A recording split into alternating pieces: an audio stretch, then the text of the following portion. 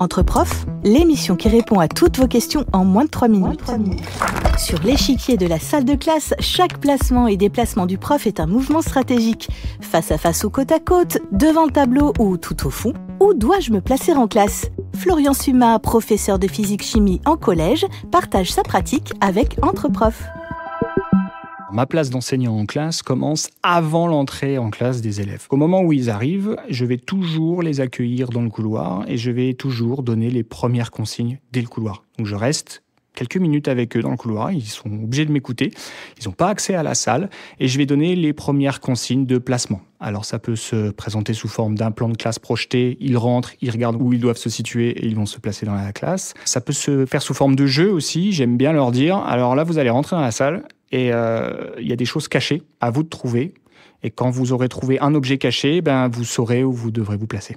Comme ça, au moins, ils ont directement la première consigne. Ils rentrent dans la salle de classe avec quelque chose à faire. En plus de ça, généralement, il y a une personne qui est désignée à l'entrée de la salle de classe pour distribuer des fiches pickers. Pour ceux qui ne connaissent pas, un QR code.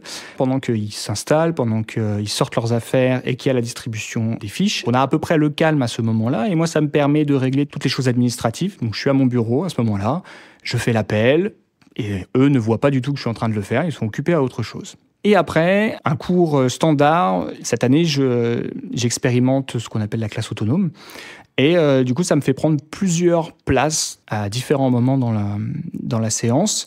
La première, justement, c'est cette évaluation, finalement, que je vais faire grâce au QR code. Et donc là, je vais me retrouver forcément à l'avant, je vais projeter des questions.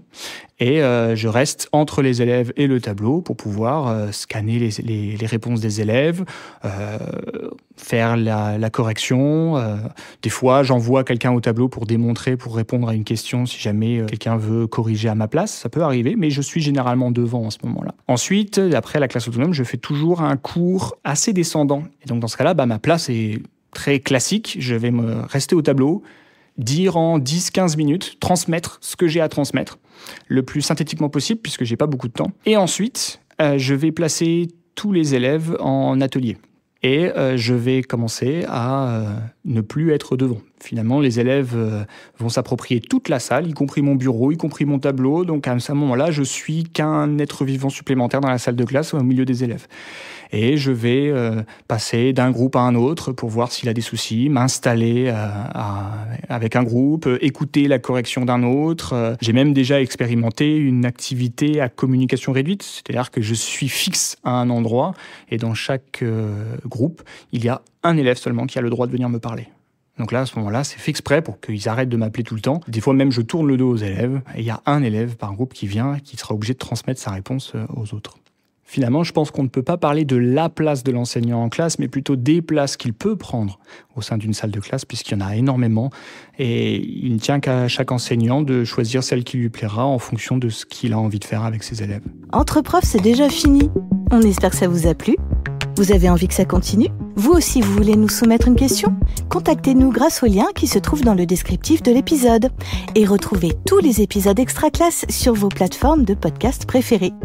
Une production Réseau Canopé 2025. Extra classe.